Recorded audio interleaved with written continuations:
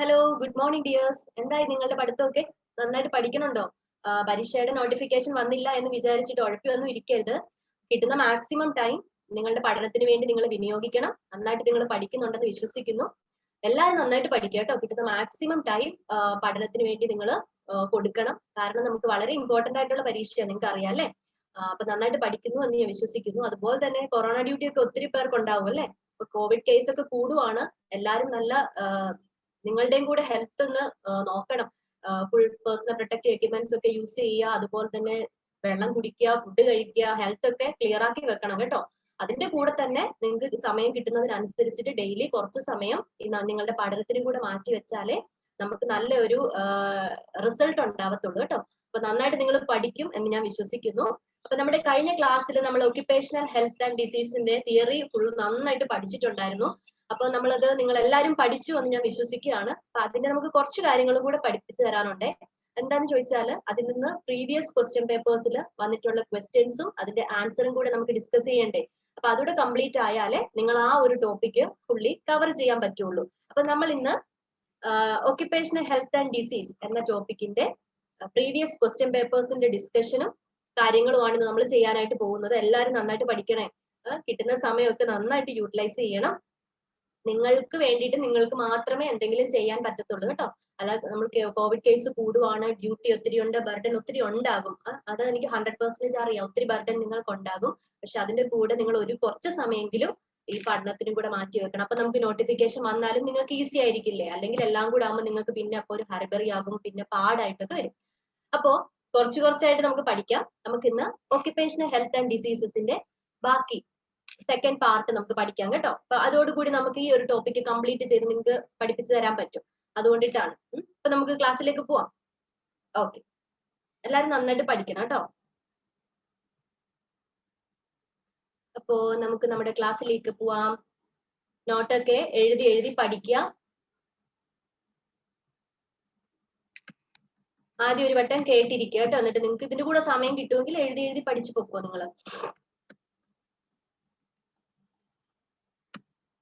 Okay, അപ്പോ ഇത് ഞാൻ നേരത്തെ പറഞ്ഞല്ല നിങ്ങളുടെ അടുക്കെ എന്താണ്, നിങ്ങൾ ടയേർഡ് ആവുമ്പോൾ നിങ്ങൾ ഒരിക്കലും സ്റ്റോപ്പ് ചെയ്യല്ല. നിങ്ങൾ ഉദ്ദേശിച്ച കാര്യം നിങ്ങൾ നേടിയതിന് ശേഷം മാത്രം നിങ്ങൾ റിലാക്സ് ചെയ്യുക. അതുവരെ നിങ്ങൾ വർക്ക് ഹാർഡ് ചെയ്തുകൊണ്ടിരിക്കുക.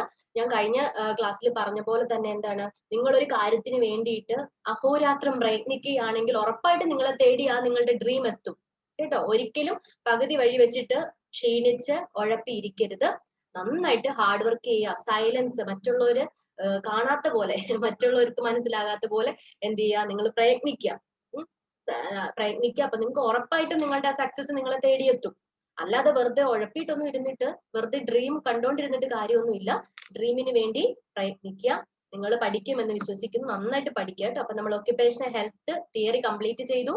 ഇന്ന് അതിന്റെ പ്രാക്ടീസ് ക്വസ്റ്റ്യൻസ് ആണ് നമ്മൾ വർക്ക്ഔട്ട് ചെയ്യാൻ പോകുന്നത്. അപ്പം പ്രീവിയസ് ക്വസ്റ്റ്യൻ പേപ്പേഴ്സ് നമ്മൾ സെൻട്രൽ ഗവൺമെന്റ് എക്സാംസ് ഉണ്ട്, എയിംസ് എക്സാം അല്ലെ, എയിംസ് എക്സാംസ്, ESIC പോലെയുള്ള സെൻട്രൽ ഗവൺമെന്റ് എക്സാംസ്, അതുപോലെ നമ്മുടെ DME DHS staff nurse PSC exam, MSc entrance exam, assistant professor exam, ഇങ്ങനെയുള്ള നിരവധി നഴ്സിംഗ് എക്സാമുകൾക്ക് റിപ്പീറ്റഡ് ആയിട്ട് ക്വസ്റ്റ്യൻസ് ചോദിക്കുന്ന ഒരു ഏരിയ ആണ് ഈ ഒക്യുപേഷണൽ ഹെൽത്ത് ആൻഡ് ഡിസീസ് എന്ന് പറയുന്നത് കേട്ടോ. അപ്പൊ വളരെ ഇമ്പോർട്ടന്റ് ആയിട്ട് നിങ്ങൾ പഠിക്കണം. ഇത് വളരെ ഒരു ഏറ്റവും ഇമ്പോർട്ടന്റ് ആയിട്ടുള്ള കുറെ ക്വസ്റ്റ്യൻസ് ഞാൻ ഡിസ്കസ് ചെയ്യുന്നുണ്ട്. എല്ലായിടത്തുനിന്നും കണ്ടുപിടിക്കാൻ ശ്രമിച്ചിട്ടുണ്ട് നിങ്ങൾക്ക് വേണ്ടി തരാൻ വേണ്ടിയിട്ട്.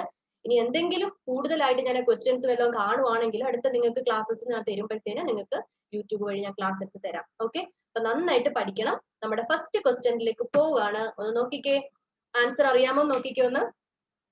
First question, primarily which people suffer more with silicosis disease? 2014 BSF exam question ആണ്. Primarily which people suffer more with silicosis disease? ഏത് people ആണ് silicosis disease mostly suffer ചെയ്യുന്നത്? Occupational workers, sedentary workers, health workers or mechanical workers? Answer എന്തായിരിക്കും? Okay, നിങ്ങൾക്കറിയാം silicosis എന്ന് പറഞ്ഞാൽ എന്താണ്? It is an occupational disease അല്ലെ. ഒക്യുപേഷണൽ ഡിസീസ് ആണ് സിലിക്കോസിസ് എന്ന് പറയുന്നത്. അപ്പം ഏത് ആൾക്കാരായിരിക്കും കൂടുതൽ സിലിക്കോസിസ് ഡിസീസ് ഉണ്ടാവുന്നത്? എക്സാക്ട്ലി ഒക്യുപേഷണൽ വർക്കേഴ്സ് ആയിരിക്കും അല്ലെ. അപ്പൊ ഫസ്റ്റ് ക്വസ്റ്റ്യൻ ആൻസർ എന്താണ്? Silicosis affects more in people who is working in occupational environment. So it is an occupational work, occupational disease ആണ്, occupational workersലാണ് കൂടുതലായിട്ട് കാണുന്നത്. Okay. Then second question. Inhalation of cotton fiber dust over long period of time cause. Kerala PSC repeated question. ESIC exam repeated question ആണ്. Cotton ഫൈബേഴ്സിൽ നമ്മൾ കുറേ നാള് expose ചെയ്യുകയാണെങ്കിൽ നമുക്ക് ഏത് ഡിസീസ് ആണ് ഉണ്ടാവുന്നത്? ഏത് ഡിസീസാണ് ഉണ്ടാവുന്നത്? ഓർത്ത് നോക്കിക്കേ, നമ്മൾ പഠിച്ചതാണ്. അപ്പൊ ആദ്യത്തെ ക്ലാസ് കണ്ടില്ലെങ്കിൽ അത് കണ്ടിട്ട് ക്വസ്റ്റ്യൻ പേപ്പർ ഡിസ്കഷനിലേക്ക് വരിക കേട്ടോ. അപ്പൊ നിങ്ങൾക്ക് ഈസി ആയിരിക്കും. ഏതാ ആൻസർ വരുന്നത്? ബൈസിനോസിസ് അല്ലെ? ബൈസിനോസിസ്. നമ്മൾ ബഗാസോസിസ് പറഞ്ഞിരുന്നു. എളുപ്പത്തിൽ എങ്ങനെ ഓർക്കാം? ബഗ ഷുഗർ. ഓർക്കണുണ്ടോ ഞാൻ പറഞ്ഞത്? ബഗാസോസിസ്, ഷുഗർ കെയിൻ ഡസ്റ്റ്, ബഗ ഷുഗർ. പിന്നെ അതുപോലെ ഓർത്ത് വെക്കുക ബൈക്കോ. ബൈക്കോ എന്ന് പറഞ്ഞാൽ എന്താണ്? Byssinosis cotton fibre. ബൈക്കോ ഓർക്കോ? ഓക്കെ. അപ്പോ inhalation of cotton fibre dust ഏത് ഡിസീസ് ഉണ്ടാക്കും? ബൈസിനോസിസ്. ഡൗട്ട് ഒന്നും വേണ്ട. Okay. Next question. Occupational disease farmer's lung is caused by. ആരെയൊക്കെ MSc ക്വസ്റ്റ്യൻ ആണ്, അതുപോലെ റിപ്പീറ്റഡ് ആയിട്ട് ക്വസ്റ്റ്യൻ ചോദിക്കുന്നതാണ്. ഒക്യുപേഷണൽ ഡിസീസ് ആയ ഫാർമേഴ്സ് ലങ് ഉണ്ടാക്കുന്നത് ആരാണ്? ഓർത്ത് നോക്കിയേ. ഫാർമേഴ്സ് ലങ് നമ്മൾ പഠിച്ചിരുന്നു. ഹേ or grain dust may cause farmer's lung. Farmer's ലങ്ങിന് കാരണം hay or grain dust exposure ആണ്. ഓക്കെ. അപ്പൊ നമ്മൾ ആദ്യത്തെ ക്വസ്റ്റ്യൻ എന്തായിരുന്നു? പ്രൈമർലി സിലിക്കോസിസ് അഫക്ട് ചെയ്യുന്നത് ആർക്കാണ്? ഒക്യുപേഷണൽ വർക്കേഴ്സിനാണ്. സെക്കൻഡ് ക്വസ്റ്റ്യൻ എന്തായിരുന്നു? കോട്ടൺ ഫൈബറിൽ കൂടുതൽ നമ്മൾ എക്സ്പോസ് ചെയ്യുവാണെങ്കിൽ ഏത് ഡിസീസ് ഉണ്ടാകും? ബൈസിനോസിസ്. ഓർത്തു വെക്കട്ടോ. ബൈക്കോ എന്ന ആ ഒരു ചെറിയ ഷോർട്ട് ഫോം ഓർത്തു വെക്കുക. ബൈക്കോ, byssinosis, cotton. Bagassosis, sugar cane dust. പിന്നെന്താണ്? ഫാർമേഴ്സ് ലങ് ഉണ്ടാവുന്നത് എപ്പോഴാണ്? Hay or grain dust exposure ഉണ്ടാവുമ്പോഴാണ്. Fourth question. Occupational disease caused by coal dust is. MSc nursing entrance examination Kerala PSC repeated question ആണ്. നിങ്ങൾക്ക് അറിയാലോ, എല്ലാം ഇമ്പോർട്ടന്റ് ക്വസ്റ്റ്യൻ ആണ്. ഞാനത് ഓൾറെഡി പറഞ്ഞിരുന്നു. ഒക്യുപേഷണൽ ഡിസീസിൽ നിന്ന് ഏത് ക്വസ്റ്റ്യൻ വേണമെങ്കിലും ചോദിക്കാം. ഇവിടെ ചോദിച്ചേക്കുന്നത് എന്താ? കോൾ ഡസ്റ്റ് ഉണ്ടാക്കുന്ന ഒക്യുപേഷണൽ ഡിസീസ് ഏതാ? കോൾ ഡസ്റ്റ് നമ്മൾ പഠിച്ചിരുന്നു. Coal dust anthracosis. Coal dust anthracosis. Okay. Anthracosis is also known as black lung disease. ഓർമ്മയുണ്ടല്ലോ? ബ്ലാക്ക് ലങ് ഡിസീസ് എന്ന് പറയുന്നത് ഏതാ? ആന്ത്രാകോസിസ് ആണ്. ക്ലിയർ ആയല്ലോ? അപ്പൊ കോൾ ഡസ്റ്റ് ഉണ്ടാക്കുന്നത് anthracosis, option A. Silicosis, then asbestosis, അടുത്തത് ബഗാസോസിസ് ആണ്. ബഗാസോസിസ് നിങ്ങൾക്ക് അറിയാം, sugar cane dust. Coal dust ഉണ്ടാക്കുന്നത് ഏതാ? ആന്ത്രാകോസിസ് അല്ലെങ്കിൽ black lung disease. Fifth question. Inhalation of cotton dust may cause. പെട്ടെന്ന് പറഞ്ഞ എന്താണ്? നമ്മൾ ഓൾറെഡി ഡിസ്കസ് ചെയ്ത ഒരു ക്വസ്റ്റ്യൻ ആണ് അല്ലെ? ഡിഫറെന്റ് രീതിയിൽ ചോദിച്ചിരിക്കുന്നേ ഉള്ളൂ. കോട്ടൺ ഡസ്റ്റ് ഉണ്ടാക്കുന്ന അസുഖം ഏതാണ്? ബൈസിനോസിസ്. ബൈസിനോസിസ്. ഡൗട്ട് ഇല്ലല്ലോ? ഓക്കെ. നമ്മൾ അടുത്ത ക്വസ്റ്റ്യനിലേക്ക് പോവാണ്. അടുത്ത ക്വസ്റ്റ്യൻ ഒരു വെറൈറ്റി ക്വസ്റ്റ്യൻ ആണ്. എയിംസ് റായ്പൂരിന് ചോദിച്ച ക്വസ്റ്റ്യൻ ആണ്. Lead is widely used in variety of industries because of its properties except. Because of its properties except ആണ് ക്വസ്റ്റ്യൻ ചോദിച്ചിരിക്കുന്നത്. ആൻസർ ഏതാ വരിക? Lead is widely used in variety of industries because of its properties except non-oxidizing. Option C. Okay, non-oxidizing. അപ്പൊ നമുക്ക് ഒരു question ഞാൻ ഇവിടെ ചോദിക്കട്ടെ. ലെഡ് എക്സസീവ് ആയിട്ട് നമ്മൾ എക്സ്പോസ് ചെയ്യുവാണെങ്കിൽ ഏത് ഡിസീസ് ഉണ്ടാവും? ലെഡ് എക്സസീവ് ആയിട്ട് എക്സ്പോസ് ചെയ്താൽ പ്ലംബിസം അല്ലെ? പ്ലംബിസം ഓർക്കുന്നുണ്ടോ? പ്ലംബിസം. ഓക്കെ. ഇത്രയും നേരം നമ്മൾ പഠിച്ച ക്വസ്റ്റ്യൻസ് ഞാൻ ഒന്നുകൂടെ പറയാം. Silicosis, it is an occupational disorder. Byssinosis is caused by cotton dust exposure. Bagassosis is caused by sugar cane dust ആണ്. കോൾ ഡസ്റ്റ് ഉണ്ടാക്കുന്നത് ഏത് ഡിസീസാ? ആന്ത്രാകോസിസ്. ആന്ത്രാകോസിന്റെ മറ്റൊരു പേരെന്താ? ബ്ലാക്ക് ലങ് ഡിസീസ് എന്ന് വിളിക്കും. ഓക്കെ. ലെഡിന് ഇല്ലാത്ത ഒരു പ്രോപ്പർട്ടി എന്താണ്? അല്ലെങ്കിൽ ലെഡിന് ഇല്ലാത്ത എക്സെപ്ഷൻ പ്രോപ്പർട്ടി എന്താണ്? നോൺ ഓക്സിഡൈസിങ് ആണ് അല്ലെ? നോൺ ഓക്സിഡൈസിങ് ആണ് ആൻസർ നമുക്ക് വരുന്നത്. എക്സസീവ് ആയിട്ട് ലെഡ് നമ്മൾ എക്സ്പോസ് ചെയ്താൽ ഏത് ഡിസീസ് ഉണ്ടാകും? പ്ലംബിസം. സിമ്പിൾ അല്ലേ? കുഞ്ഞു പിള്ളേർക്ക് വരെ ഈസിയാണ്. അപ്പൊ പിന്നെ നിങ്ങൾക്ക് എന്ത് എളുപ്പത്തിൽ പഠിച്ചു വെക്കാമെന്ന് ഓർത്ത് നോക്കിയേ. ബൈ ഹാർട്ട് ചെയ്യാൻ വളരെ ഈസി ആയിട്ടുള്ള ഒരു ടോപ്പിക് ആണ്. അടുത്ത ക്വസ്റ്റ്യൻ നോക്കിക്കേ. MSc നഴ്സിംഗ് എൻട്രൻസ് എക്സാമിന് ചോദിച്ച ക്വസ്റ്റ്യൻ ആണ്. Size of respirable dust is. Respirable ഡസ്റ്റിന്റെ സൈസ് എത്രയാണ്? നമ്മൾ പഠിച്ചിരുന്നതാണ്. 1 to 5 micrometers. Okay, size of a respirable dust is 1 to 5 micrometers. Okay, ഇതൊക്കെ അങ്ങ് പഠിച്ചു വെക്കുക കേട്ടോ. ഇതൊക്കെ റിപ്പീറ്റ് ക്വസ്റ്റ്യൻ ചോദിക്കുന്നതാണ്. അടുത്തതിലേക്ക് പോകുന്നു. നിങ്ങൾക്ക് ഏറ്റവും ഇമ്പോർട്ടന്റ് ആയിട്ട് അറിയാവുന്ന ടോപ്പിക്കാണ് എർഗണോമിക്സ് അല്ലെ. അപ്പൊ ക്വസ്റ്റ്യൻ എന്താണ്? എർഗണോമിക്സ് മീൻസ്, എർഗണോമിക്സ് എന്ന് പറഞ്ഞാൽ എന്താണ്? PSC ക്വസ്റ്റ്യൻ, റിപ്പീറ്റഡ് ക്വസ്റ്റ്യൻ ആണ്. PSC ക്ക് മാത്രമല്ല എല്ലാ കോമ്പറ്റേറ്റീവ് നഴ്സിംഗ് എക്സാംസിനും ചോദിക്കുന്ന ക്വസ്റ്റ്യൻസ് ആണ് ഇതെല്ലാം. അപ്പൊ എർഗണോമിക്സ് എന്ന് പറഞ്ഞാൽ എന്താണ്? Option A, fitting the job to the man. Option B, fitting the man to the job. Option C, industrial hygiene. Option D, all of the above. ഏതാ ആൻസർ വരിക? Fitting the job to the man അല്ലെ. Option A, ergonomics means fitting the job to the man. DHS എക്സാമിന് ചോദിച്ച question ആണല്ലേ. എല്ലാവരും എഴുതി എന്ന് വിശ്വസിക്കുന്നു. നന്നായിട്ട് പഠിക്കണം കേട്ടോ. എർഗണോമിക്സ് റിപ്പീറ്റഡ് ക്വസ്റ്റ്യൻ ആണ്. എന്താ എർഗണോമിക്സ് എന്ന് പറഞ്ഞാല് നമ്മള് ഒരു ജോബിനെ ഒരു മനുഷ്യന് അല്ലെങ്കിൽ ഒരു മാനിന് ചെയ്യാൻ പറ്റുന്ന രീതിയിൽ ആ ജോബിനെ ഫിറ്റ് ചെയ്യിക്കുന്നതാണ് എർഗണോമിക്സ് എന്ന് പറഞ്ഞാൽ. We are modifying the job. അല്ലാതെ നമ്മളൊരു മാനിനെ മോഡിഫൈ ചെയ്യുന്നതല്ല എർഗണോമിക്സ്. നമ്മൾ ജോബിനെ മോഡിഫൈ ചെയ്ത് ഒരാൾക്ക് ചെയ്യുന്ന രീതിയിൽ കൊടുക്കുന്നതാണ് എർഗണോമിക്സ് എന്ന് പറയുന്നത്. So it is a science ആണ്. Ergonomics is a science. That means we have to fit the job to the man. Clear ആയല്ലോ? ഓക്കെ, ഇനി മറക്കത്തില്ലെന്ന് വിശ്വസിക്കുന്നു കേട്ടോ നിങ്ങള്. നല്ല ഓർത്ത് വെക്കണം ഇതൊക്കെ. അടുത്ത എന്താണ്? Monday morning fever is A common name for. MSc nursing entrance examination repeated PSC examination question ആണ്. മൺഡേ മോർണിംഗ് ഫീവർ എന്ന് പറയുന്നത് ഏതാ? നമ്മൾ പഠിച്ചതാണ് കഴിഞ്ഞ ക്ലാസ്സിൽ. ബഗാസോസിസ്, ആസ്ബസ്റ്റോസിസ്, ബൈസിനോസിസ്, ആന്ത്രാക്കോസിസ്. ഏതാ മൺഡേ മോർണിംഗ് ഫീവർ എന്ന് പറയുന്നത്? ബൈസിനോസിസ്. Bicinosis is Monday morning fever. Good. അടുത്തത് നോക്കിക്കേ. Micropolyspora feini is an agent of the disease. Micropolyspora feini എന്ന് പറയുന്നത് ഏത് ഡിസീസസിന്റെ കോസേറ്റീവ് ഏജന്റ് ആണ്? ഏതിന്റെയാ? ഞാൻ പഠിപ്പിച്ചപ്പോ പറഞ്ഞിരുന്നു. ഫെയിനി ഫാർമേഴ്സ് ലങ് അല്ലെ, FF. Micropolyspora feini is a causative agent of farmer's lung. Farmer's lung. Farmer's lung ഉണ്ടാക്കുന്നത് ഏത് ഒക്യുപേഷണൽ എക്സ്പോഷർ ഉണ്ടാവുമ്പോഴാണ്? ഏതുണ്ടാവുമ്പോഴാ? Hay or grey dust. ഓർക്കാൻ പറ്റുന്നുണ്ടല്ലോ അല്ലെ? Hay or grey dust. അപ്പം option C is the answer. Micropolyspora faeni is the agent for the disease farmer's lung. Okay, ബാക്കി ഓപ്ഷൻസിലേക്ക് നോക്കിക്കേ. Byssinosis is caused by. നിങ്ങൾ ഓപ്ഷൻസ് വെച്ചിട്ട് ക്വസ്റ്റ്യൻസ് ഉണ്ടാക്കുന്ന രീതിയിലും കൂടെ പഠിക്കണം കേട്ടോ. നമ്മളിപ്പോ ഈ ക്വസ്റ്റ്യൻ എടുത്തെന്ന് വെച്ചു. 10ാമത്തെ ക്വസ്റ്റ്യൻ നിങ്ങൾ നോക്കിക്കേ. Micropolyspora faeni is an agent of the disease. നിങ്ങൾക്ക് എന്തറിയാം? ഫാർമേഴ്സ് ലങ് എന്നറിയാം അല്ലെ. അപ്പോ അതിനകത്ത് കൊടുത്തിരിക്കുന്ന അപ്പം ഈ ഓപ്ഷൻസ് കൊടുക്കുന്ന എന്താണ്? മണ്ടത്തരത്തിൽ ഓപ്ഷൻ ഒന്നും കൊടുക്കത്തില്ല അല്ലെ. എല്ലാ ഓപ്ഷനും എന്തെങ്കിലും ഒരു ക്ലൂ നിങ്ങൾക്ക് പഠിക്കാൻ വേണ്ടി കിട്ടും. അപ്പൊ നിങ്ങൾ ഒരു ക്വസ്റ്റ്യൻ പേപ്പർ കാണുമ്പോൾ, ഒരു ക്വസ്റ്റ്യൻ നോക്കുമ്പോൾ ഞാൻ ചെയ്യുന്ന എന്താന്ന് ചോദിച്ചാല്, ഞാൻ ഇതിനകത്തുള്ള ബാക്കി എനിക്ക് 4 ഓപ്ഷൻ ഉണ്ടല്ലോ, അതിൽ ഒരെണ്ണമല്ലേ ഇതിന് ആൻസർ ആയിട്ട് വരുള്ളൂ.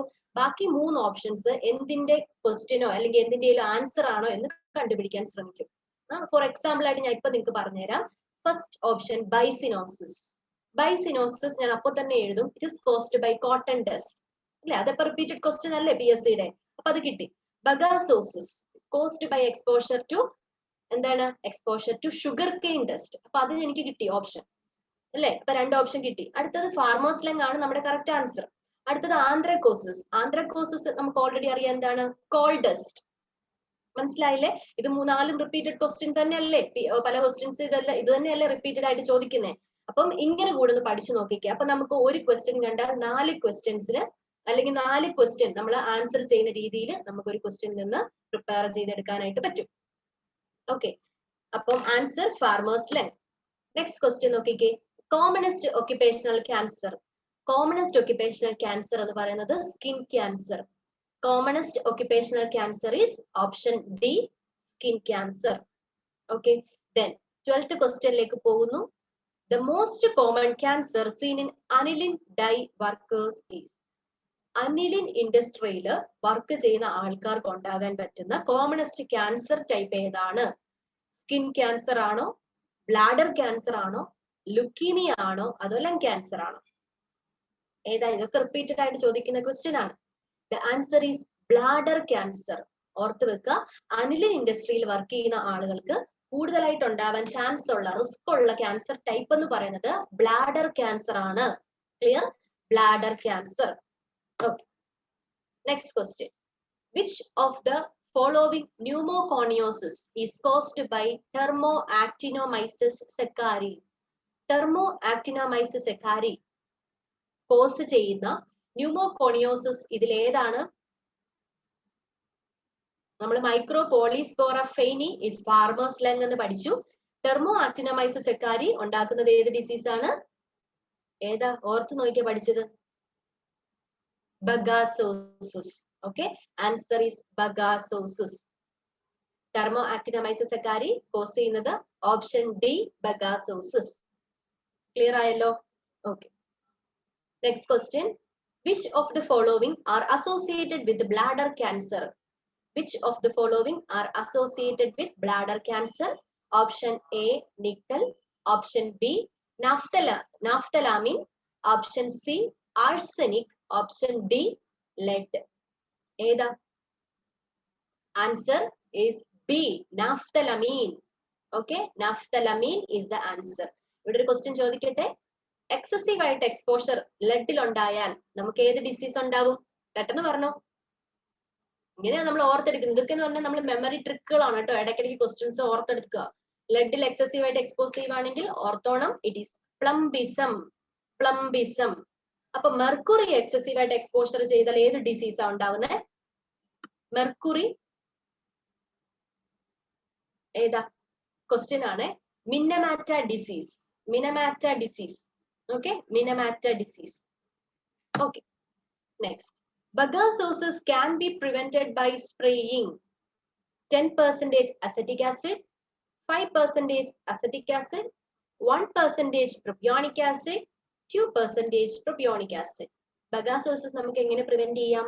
നമ്മൾ ഓൾറെഡി പഠിച്ചതാണ്. It is spraying 2% propionic acid. Propionic acid 2% ആണ് നമ്മൾ സ്പ്രേ ചെയ്യുന്നത് ബഗാസോസിസ്. അപ്പോ അടുത്ത ക്വസ്റ്റ്യൻ ചോദിക്കട്ടെ. ബഗാസോസിസ് ഇസ് കോസ്ഡ് ബൈ ആരൊക്കെ പറഞ്ഞു എനിക്ക് അറിഞ്ഞൂടാ. എനിവേ, ഷുഗർ കെയിൻ ഡസ്റ്റ് എന്ന് പറഞ്ഞവർക്ക് ഒരു ക്ലാപ്പ് ഉണ്ട്.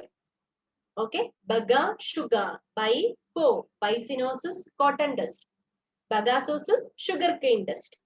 Okay, next question. According to Factory Act 1948, maximum permissible working hours per week are. MSc Nursing exam question ആണ്. ഇതുപോലെ പല റിപ്പീറ്റഡ് എക്സാംസിന് ഞാൻ ഇത് കണ്ടിട്ടുണ്ട്. ഈ ക്വസ്റ്റ്യൻ സെയിം തന്നെ റിപ്പീറ്റഡ് ആയിട്ട് ചോദിക്കുന്നത് കണ്ടിട്ടുണ്ട്. ഫാക്ടറി ആക്ട് 1948 അനുസരിച്ചിട്ട് ഒരു വീക്കില് നമുക്ക് എത്ര അവേഴ്സ് വർക്ക് ചെയ്യണം? മാക്സിമം നമുക്ക് 48 അവേഴ്സ് പെർ വീക്ക് ആണ് വർക്കിംഗ് പെർമിസിബിൾ ആയിട്ടുള്ളത് കേട്ടോ. Under the factory act 1948 48 hours ആണ്. ഓർത്തു വെക്കുക. ഇതിൽ നിങ്ങൾ രണ്ട് കാര്യങ്ങൾ നമുക്ക് എപ്പോഴും ക്വസ്റ്റ്യൻ ചോദിക്കും. ഒന്ന് ESI ആക്ടും ചോദിക്കാറുണ്ട്, ഫാക്ടറി ആക്ടിന്റെയും വർഷം ചോദിക്കാറുണ്ട്. രണ്ടിന്റെയും വർഷം സെയിം ആണ്. എന്താണ്? 1948. ഓക്കെ, 1948.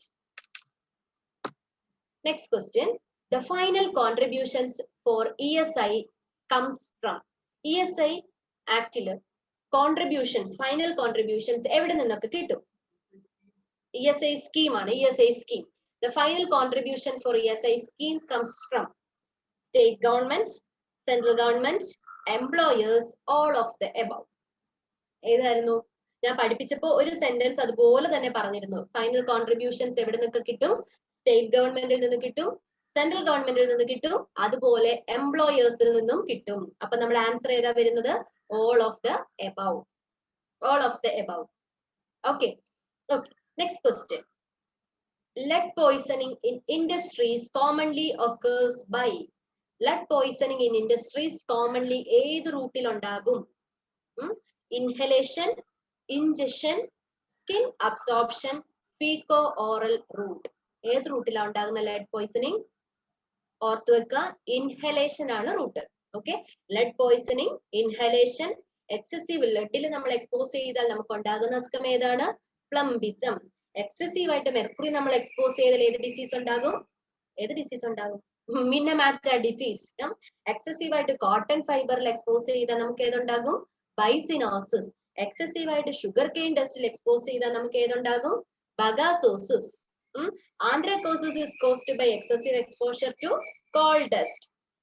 ഓർക്കാൻ എളുപ്പമല്ലേ? ഓക്കെ, നന്നായിട്ട് പഠിക്കട്ടോ, സിമ്പിൾ അല്ലേ ഇതൊക്കെ. അടുത്ത നോക്കിക്കേ, the extended Cygnus benefit is given for. Extended Cygnus benefit എത്ര ദിവസത്തേക്ക് നമ്മൾക്ക് കിട്ടും? 730 days, 409 days, 365 days, 490 days. ഏതാ? മറന്നു പോകല്ല. എക്സ്റ്റെൻഡഡ് സിഗ്നസ് ബെനിഫിറ്റ് നമുക്ക് അവൈൽ ചെയ്യാൻ പറ്റുന്നത് 730 days ആണ്. 730 കേട്ടോ, 730, 730 days. നെക്സ്റ്റ് നോക്കിക്കേ, byssinosis is commonly seen in Kerala PSC repeated question. Byssinosis commonly ഏത് ഇൻഡസ്ട്രിയിലുള്ള ആൾക്കാർക്കാണ് ഉണ്ടാവുന്നത് എന്നാണ് question. Cement factories, textile industries, iron factories, grain field. ഒന്ന് ചിന്തിച്ചു നോക്കണം. എന്താണ്? നമുക്കറിയാം ഞാൻ ഇതെങ്ങനെ ഓർത്ത് വെക്കുന്നതെന്ന് ചോദിച്ചാൽ, ബൈസിനോസിസ് എന്ന് പറഞ്ഞാൽ കോട്ടൺ ഫൈബറിൽ എക്സ്പോസ് ചെയ്യുന്നതാണ്. അപ്പൊ ഞാൻ ചിന്തിക്കും, ടെക്സ്റ്റൈൽ ഇൻഡസ്ട്രീസിലല്ലേ കൂടുതലായിട്ട് കോട്ടൺ ഒക്കെ സൂക്ഷിച്ചു വെക്കുന്നത്, കോട്ടൺ ഡ്രസ് ഒക്കെ സൂക്ഷിച്ചു വെക്കുന്നത്. അപ്പൊ അവർക്കാണ് ബൈസിനോസിസ് കൂടുതലായിട്ട് ഉണ്ടാവുന്നത്. അതങ്ങനെയാണ് ഞാൻ ഓർത്ത് വെക്കുന്നത്. അപ്പൊ ബൈസിനോസിസ് കോമൺലി കാണുന്നത് ടെക്സ്റ്റൈൽ ഇൻഡസ്ട്രീസിൽ വർക്ക് ചെയ്യുന്ന ആൾക്കാർക്കാണ്. Option B is the answer, textile industries. Okay, next question, silicosis affects. Silicosis ഏത് ഓർഗനെയാണ് അഫക്റ്റ് ചെയ്യുന്നത്? Lower lobe of the lungs, upper lobe of the lungs, both A and B, option D hilum. ഞാൻ ഇത് പഠിപ്പിച്ചപ്പോൾ ഞാൻ പറഞ്ഞിരുന്നു, silicosis most commonly affect ചെയ്യുന്നത് നമ്മുടെ upper lobes of the ലങ്സിനെയാണ്. ലങ്സിന്റെ അപ്പർ ലോബിലാണ് സിലിക്കോസിസ് അഫക്റ്റ് ചെയ്യുന്നത്. ഓക്കെ, നമുക്ക് റൈറ്റ് ലെങ് ഉണ്ട്, ലെഫ്റ്റ് ലെങ് ഉണ്ട്. റൈറ്റ് ലെങ്ങിൽ എത്ര ലോബ്സ് ഉണ്ട്? ലെഫ്റ്റ് ലെങ്ങിൽ എത്ര ലോബ്സ് ഉണ്ട്? അതുപോലെ റൈറ്റ് ലെങ്ങിൽ എത്ര ഫിഷേഴ്സ് ഉണ്ട്? ലെഫ്റ്റ് ലെങ്ങിൽ എത്ര ഫിഷേഴ്സ് ഉണ്ട്? എക്സാം ക്വസ്റ്റ്യൻ ആയിരുന്നു, കണ്ടുപിടിക്കാൻ ശ്രമിക്കുക കേട്ടോ. It's an assignment. ലങ്സിന്റെ പാർട്സ് ഐഡന്റിഫൈ ചെയ്യുക, എത്ര ലോബ്സ് ഉണ്ട്, എത്ര ഫിഷേഴ്സ് രണ്ട് ലങ്സിലും ഉണ്ടെന്ന് കണ്ടുപിടിക്കുക. ഓക്കെ, നെക്സ്റ്റ് ക്വസ്റ്റ്യൻ നോക്കിക്കോ. Dust particle is A, dust particle എന്ന് പറയുന്നത് എന്താണ്? Is it is A biological Hazard, chemical Hazard, physical Hazard or mechanical Hazard? എന്ത് ടൈപ്പ് ഹസാർഡാ ഈ ഡസ്റ്റ് പാർട്ടിക്കിൾ എന്ന് പറയുന്നത്? Dust is A chemical Hazard ആയിട്ട് കൺസിഡർ ചെയ്യണം. It's A chemical Hazard. Okay, option B. Next question, അത് repeated question ആണല്ലേ. അടുത്ത question എന്താണ്? Particle size at which the dust particles get ലോഡ്ജഡ് in the respiratory tract is. ഞാൻ ഇത് repeated പറഞ്ഞു തന്നത് തന്നെയാണ് നിങ്ങൾക്ക്. എത്രയാ വരുന്നത്? 5 to 10 microns, 0.5 to 3 micron, 3 to 6 micron, 10 micron. എത്രയായിരുന്നു? നമ്മൾ പഠിച്ചതാണ് 0.5 to 3 microns അല്ലെ? കഴിഞ്ഞ ക്ലാസ് പഠിച്ചിരുന്നെങ്കിൽ, കഴിഞ്ഞ നമ്മുടെ വീഡിയോ കണ്ട് പഠിച്ചാലേ ഇത് ഇത്ര ഈസി ആയിട്ട് വരുള്ളൂ കേട്ടോ. ഡയറക്റ്റ് ക്വസ്റ്റ്യൻ പേപ്പറിലേക്ക് വരുന്നതിൽ നല്ലത് നിങ്ങൾ മറ്റ് വീഡിയോ കണ്ടില്ലെങ്കിൽ അത് പഠിച്ചിട്ട് ഇത് അറ്റൻഡ് ചെയ്യാൻ നോക്കുക. അതാണ് എപ്പോഴും ബെസ്റ്റ് എന്ന് പറയുന്നത്. നമുക്ക് തിയറിറ്റിക്കൽ നോളജ് ഉണ്ടാക്കിയിട്ട് പ്രാക്ടിക്കൽ ക്വസ്റ്റ്യൻസ് വർക്ക്ഔട്ട് ചെയ്യുന്നതാണ് എപ്പോഴും ഈസി വേ എന്ന് പറയുന്നത് കേട്ടോ. അപ്പൊ പാർട്ടിക്കിൾ സൈസ് എത്രയാ വരിക? Answer question number 23, answer is option B, 0.5 to 3 microns. Next question, snow storm appearance in X-ray is seen in. Snow storm appearance എക്സ്റേയിൽ ഏത് ഡിസീസിൽ കാണാം? ഏതിലാ കാണുന്നത്? ഞാൻ പറഞ്ഞിരുന്നു, സ്നോ സ്റ്റോം അപ്പിയറൻസ് കാണുന്നത് option B, silicosis.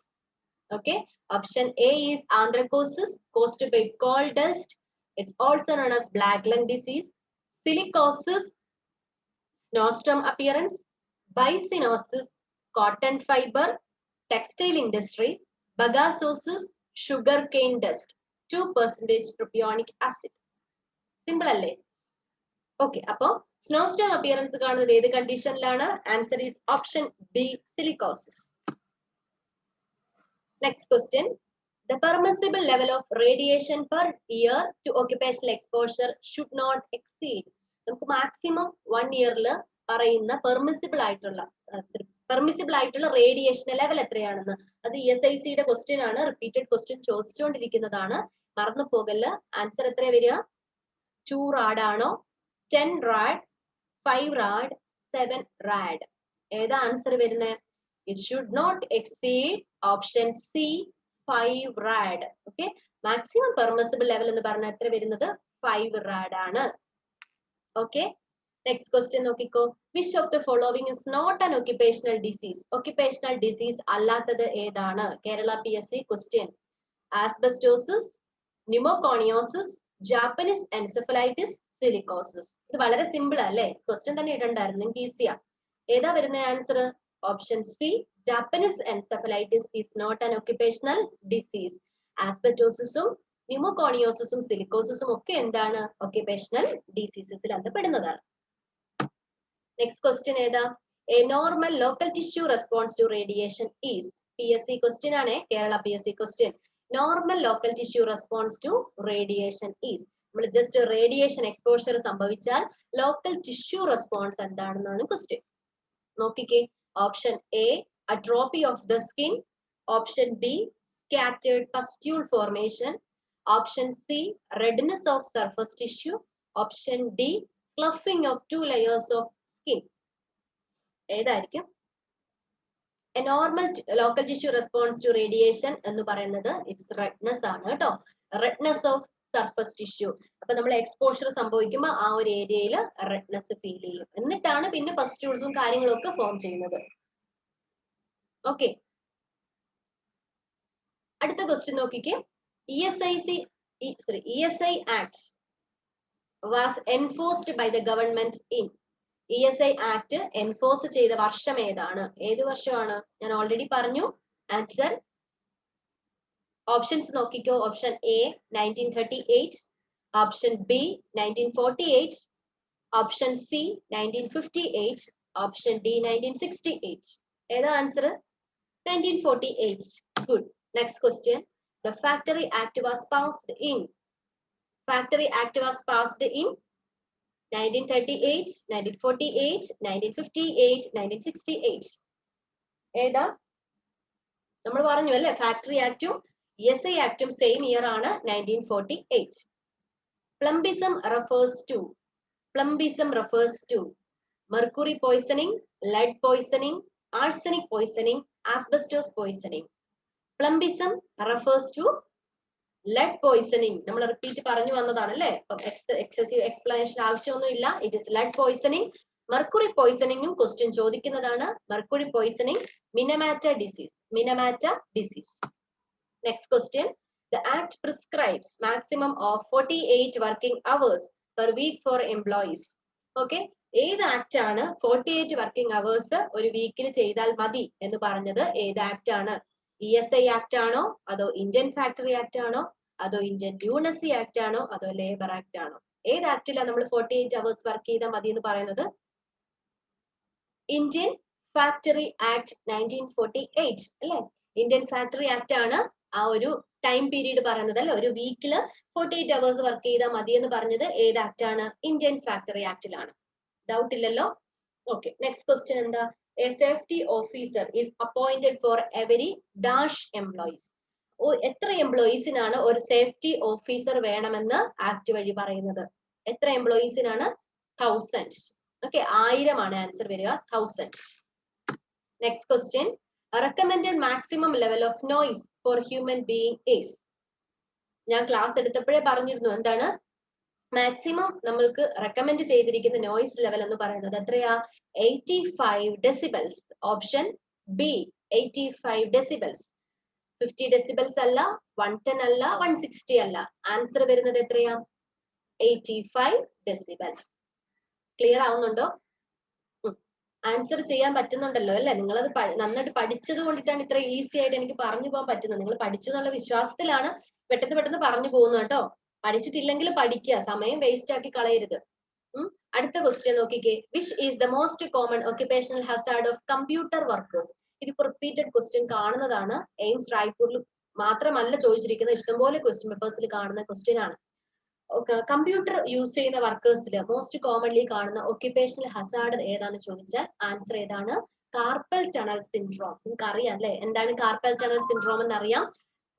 Carpal tunnel syndrome ആണ് കമ്പ്യൂട്ടർ വർക്കേഴ്സിൽ മോസ്റ്റ് കോമൺ കാണുന്ന ഒക്യുപേഷണൽ ഹസാർഡ് എന്ന് പറയുന്നത്. അപ്പൊ ഇതിൽ നിന്ന് കാർപ്പൽ ടണൽ സിൻഡ്രോമിൽ നിന്ന് ഇഷ്ടംപോലെ ക്വസ്റ്റ്യൻ ചോദിക്കുന്നതാണ്. എനിക്ക് ചോദിക്കുന്ന ഒരു ക്വസ്റ്റ്യൻ ആണ്, കാർപ്പൽ ടണൽ സിൻഡ്രോമിന് കാരണം എന്താണ്? ഏത് നെർവിനുണ്ടാകുന്ന കംപ്രഷനാ കാർപ്പൽ ടണൽ സിൻഡ്രോം? ഏത് നെർവാ? It's median nerve. മീഡിയൻ നെർവിന് ഉണ്ടാകുന്ന കംപ്രഷൻ കൊണ്ടിട്ടാണ് കാർപ്പൽ ടണൽ സിൻഡ്രോം ഉണ്ടാവുന്നത്. മറന്നു പോകരുത്. Next question. When an expectant mother feels tingling, numbness and pain in the thumb and fingers during night, the condition is known as. എന്താണ്?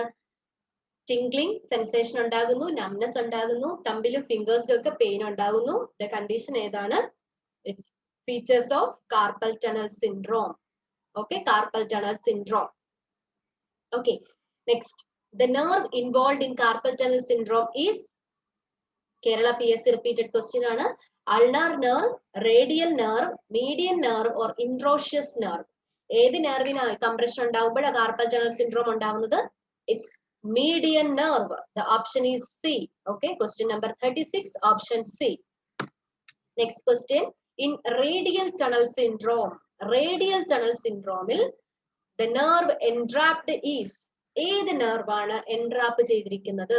അല്ലെങ്കിൽ ഏത് നെർവിനാണ് പ്രോബ്ലം ഉണ്ടാവുന്നത്? റേഡിയൽ ടണൽ സിൻഡ്രോമിൽ anterior interosseous nerve, posterior interosseous nerve, axillary nerve or radial nerve. ഏത് നെർവിനാ?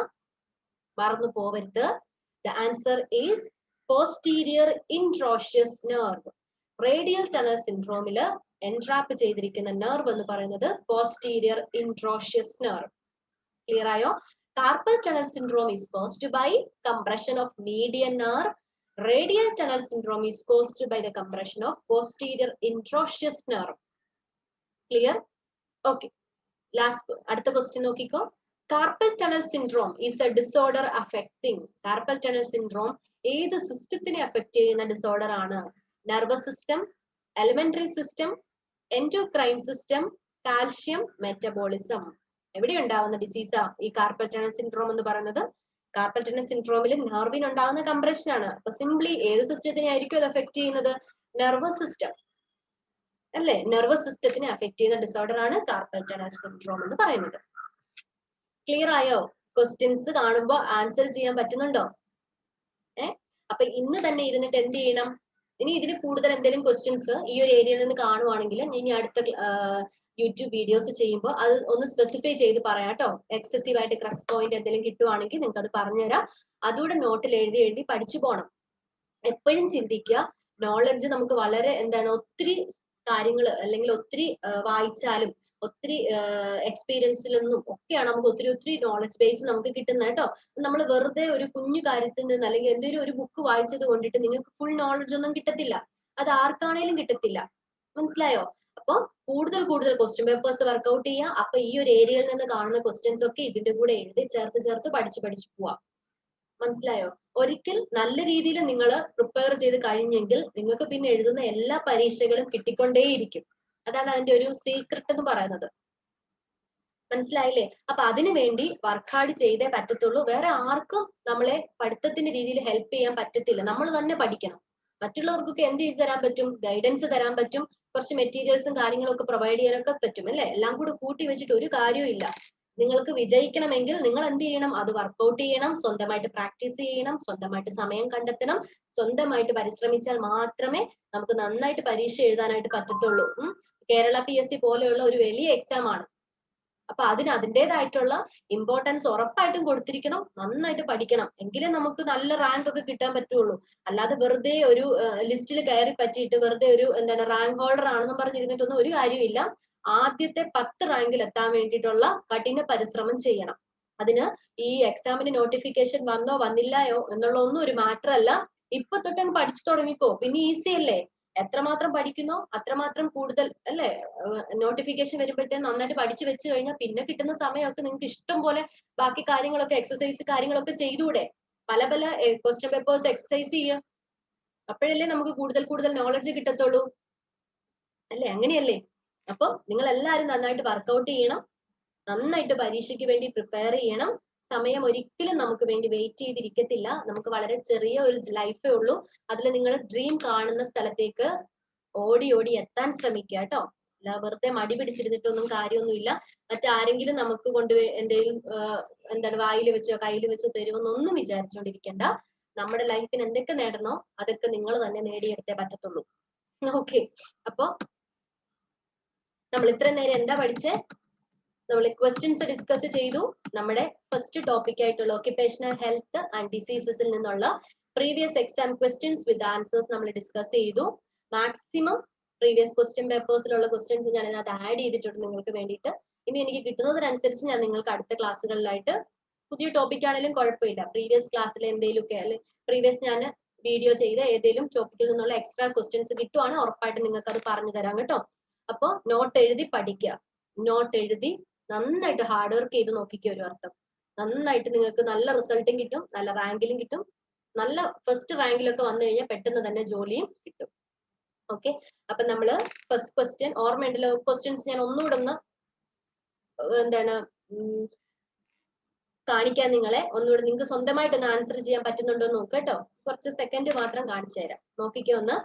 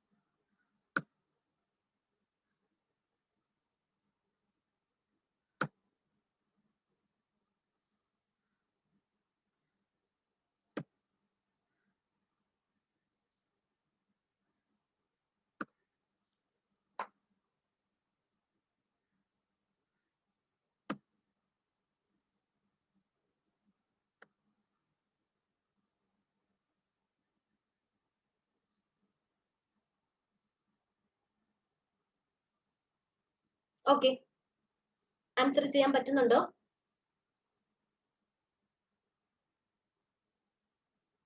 നിങ്ങൾക്ക് പ്രയോജനപ്പെടുന്നുണ്ടോ? എനിക്ക് ഇപ്പം ഈ വീഡിയോ ചെയ്ത് നിങ്ങളെ കാണാതെ പഠിപ്പിക്കുന്ന ആയതുകൊണ്ടിട്ട് നിങ്ങൾക്ക് അത് ഒത്തിരി പ്രയോജനപ്പെടുന്നുണ്ടോന്നൊന്നും മനസ്സിലാവുന്നില്ല. മാക്സിമം എനിക്ക് ചെയ്യാൻ പറ്റുന്നതൊക്കെ നിങ്ങൾക്ക് വേണ്ടി ചെയ്തു തരുന്നുണ്ട്. നിങ്ങൾ നന്നായിട്ട് പഠിക്കണം കേട്ടോ, നന്നായിട്ട് പഠിക്കണം. എന്തെങ്കിലും ഡൗട്ട് ഒക്കെ ഉണ്ടെങ്കിൽ ഇതിനകത്ത് ചോദിച്ചാൽ ഡൗട്ട് ഒക്കെ ഞാൻ ക്ലാരിഫൈ ചെയ്ത് തരാം. മാക്സിമം ശ്രമിക്കാം. ഓക്കെ, നന്നായിട്ട് പഠിക്കുക. നമുക്ക് പഠിക്കുന്നതിനകത്ത് ഒരു ലിമിറ്റേഷൻ നിങ്ങൾ ഒരിക്കലും വെക്കല്ല്. അല്ലെങ്കിൽ ഇത്രയും പഠിച്ചു കഴിഞ്ഞാൽ ഇത് കിട്ടും, അങ്ങനെയൊന്നും ഇല്ല കേട്ടോ. നോളജ് എന്ന് പറഞ്ഞാൽ നമുക്ക് വാസ്റ്റ് വെറൈറ്റീസ് ഓഫ് നോളജ് നിങ്ങൾ ഉണ്ടാക്കിയെടുക്കാൻ ശ്രമിക്കണം. അല്ലാതെ വെറുതെ മടി പിടിച്ചിരുന്ന് കഴിഞ്ഞിട്ട് വെറുതെ ഡ്രീം എനിക്ക് ഇങ്ങനെ ഡ്രീം കണ്ടോണ്ട് ഫാന്റസിയിൽ ഇരുന്നിട്ട് കാര്യമൊന്നും ഇല്ല. എന്ത് ചെയ്യണം അതിന് വേണ്ടിയിട്ട്? നിങ്ങൾ നിങ്ങളുടെ ഗോൾ എന്താണോ ആ ഗോളിൽ നന്നായിട്ട് ഫോക്കസ് ചെയ്ത് ഹാർഡ് വർക്ക് ചെയ്തിരിക്കണം. ഹാർഡ് വർക്ക് ചെയ്താൽ എവിടെ പോകാൻ ആ ഗോൾ നിങ്ങളിലേക്ക് തന്നെ എത്തും. അത് അങ്ങനെ തന്നെയാണ്, അതൊരു പ്രകൃതി നിയമമാണ്. എന്താണ്, ഒരാള് ഒരു ഡ്രീം കണ്ടു, ആ ഡ്രീം സക്സീഡ് ചെയ്യാൻ വേണ്ടി അയാൾ അഹോരാത്രം പ്രയത്നിച്ചു, നല്ല രീതിയിൽ പ്രവർത്തിച്ചു, അല്ലെ? ആക്ഷൻസ് ഹാർഡ് വർക്ക് ചെയ്തുകൊണ്ടിരുന്നാൽ അത് എങ്ങോട്ട് പോകും? നിങ്ങളിലേക്ക് തന്നെ തിരിച്ചെത്തും. മനസ്സിലായോ? അല്ലാതെ വെറുതെ ഒരു ഫാന്റസി ലൈഫിൽ കുറെ ഫാന്റസിയും കണ്ട് ഡ്രീമും കണ്ടിരുന്ന് ഒന്നും ചെയ്യാതിരുന്നു കഴിഞ്ഞാൽ ലൈഫ് പോവത്തേ ഉള്ളൂ, എന്ന് വെച്ചാൽ സമയം പോവത്തേ ഉള്ളൂ. അതുകൊണ്ടിട്ട് the key to success is to focus on your goals, not the obstacles. Obstacles day to day ലൈഫിൽ എപ്പോഴും ഉണ്ടാവുന്ന സാധനമാണ്. നമ്മുടെ ലൈഫിൽ ഏറ്റവും പാടുള്ള എക്സാം ഏതാണെന്നറിയാമോ? നമുക്ക് ജീവിക്കുക എന്നുള്ളതാണ്, അല്ലെ? ജീവിക്കുക, ലൈഫാണ് ഏറ്റവും ഡിഫിക്കൽട്ട് ആയിട്ടുള്ള എക്സാം. അത് നല്ല രീതിയിൽ സക്സീഡ് ചെയ്ത് മുന്നോട്ട് പോകുന്ന നിങ്ങൾക്ക് എന്തുകൊണ്ട് ഒരു എക്സാം ആയിട്ടുള്ള കേരള PSC എക്സാമിന് പ്രിപ്പയർ ചെയ്യാൻ പറ്റുന്നില്ല? നിങ്ങൾക്ക് ഒരു ഒബ്സ്റ്റക്കിൾസും വേണ്ട. നിങ്ങളുടെ കയ്യിൽ ഇരിക്കുന്ന ബുക്കും നിങ്ങളുടെ നോളജും നിങ്ങളുടെ പേനയും നിങ്ങളുടെ ലൈഫ്, നിങ്ങളുടെ ഫ്യൂച്ചർ നിയന്ത്രിക്കും. അപ്പോ വെറുതെ ഒരു പേനയും പേപ്പറും എടുത്തോണ്ടിരുന്നിട്ട് കാര്യമൊന്നുമില്ല. You should have enough knowledge. ആ നോളജ് നിങ്ങൾ സ്വന്തമായിട്ട് ഉണ്ടാക്കുക. നിങ്ങളെ കൊണ്ട് പറ്റും, നിങ്ങളെ കൊണ്ട് പറ്റാത്തതായിട്ട് ഒന്നുമില്ല കേട്ടോ. ആരും റെഡിമെയ്ഡ് ആയിട്ട് ഒരു നോളജും നിങ്ങൾക്ക് പ്രൊവൈഡ് ചെയ്ത് തരത്തില്ല. ഒരാൾക്ക് മറ്റൊരാളെ നോളജിനെ ഇംപ്രൂവ് ചെയ്യിക്കാൻ പറഞ്ഞു കൊടുക്കുക അല്ലെ. അത് പെർസീവ് ചെയ്യേണ്ടത് നിങ്ങളുടെ കപ്പാസിറ്റിയാണ്, നിങ്ങളുടെ കാലിബർ ആണ് ഇതൊക്കെ പറയുന്നത്. അത് നിങ്ങളൊരു GNM ആണോ, GNM ജനറൽ നഴ്സിംഗ് പഠിച്ചവരാണോ, അല്ലെ BSc, ഇതൊന്നും ഒരു മാറ്ററേ അല്ല ഒരു പരീക്ഷ എഴുതാൻ വേണ്ടിയിട്ട്. ഒരു പരീക്ഷ എഴുതാനുള്ള മാറ്റർ എന്താണെന്ന് അറിയാമോ? എന്താണ്? ആ എക്സാം എന്താന്ന് മനസ്സിലാക്കുക. ആ എക്സാം എന്താണ്, അതിനുവേണ്ടി എന്താണ് ചെയ്യേണ്ടത്, അത് ചെയ്തു കഴിഞ്ഞാൽ ഷുവർലി നിങ്ങൾ സക്സീഡ് ചെയ്യും. അത് നിങ്ങളുടെ എഡ്യൂക്കേഷണൽ ക്വാളിഫിക്കേഷൻ ഒരു പരിധി വരെ അതിനെ അഫക്ട് ചെയ്യത്തുള്ളൂ അല്ലെ. ഇപ്പൊ MSc നഴ്സിംഗ് ഒക്കെ കംപ്ലീറ്റ് ചെയ്തവരാണെങ്കിൽ, അല്ലെങ്കിൽ BSc ഒക്കെ കംപ്ലീറ്റ് ചെയ്തവരാണെങ്കിൽ അവർ കുറച്ചുകൂടെ റിസർച്ച്, എഡ്യൂക്കേഷൻ അഡ്മിനിസ്ട്രേഷൻ പോലെയുള്ള സബ്ജക്ട് കൂടുതലായിട്ട് പഠിച്ചിട്ടുണ്ട് അല്ലെ. അത് നമുക്കറിയാം. എന്ന് വെച്ച് ജനറൽ നഴ്സിംഗ് പഠിച്ച ഒരാൾ പഠിച്ചിട്ടില്ല എന്നല്ല. എന്താണ്, നിങ്ങൾക്ക് വേണമെങ്കിൽ നിങ്ങൾക്ക് അവരെക്കാട്ടിലും മുമ്പിൽ എത്താം. പക്ഷെ അതിന് നിങ്ങൾ ഹാർഡ് വർക്ക് ചെയ്യണം. മനസ്സിലായില്ലേ? നന്നായിട്ട് ഹാർഡ് വർക്ക് ചെയ്താൽ എല്ലാവർക്കും നിങ്ങൾ ഉദ്ദേശിക്കുന്ന ഡ്രീമിൽ എത്തിച്ചേരാൻ പറ്റും. നിങ്ങൾ എല്ലാവരും പരിശ്രമിക്കണം. പിന്നെ കൊറോണ ഒക്കെ കൂടിക്കൂടി വരുന്ന കാലഘട്ടമാണ്.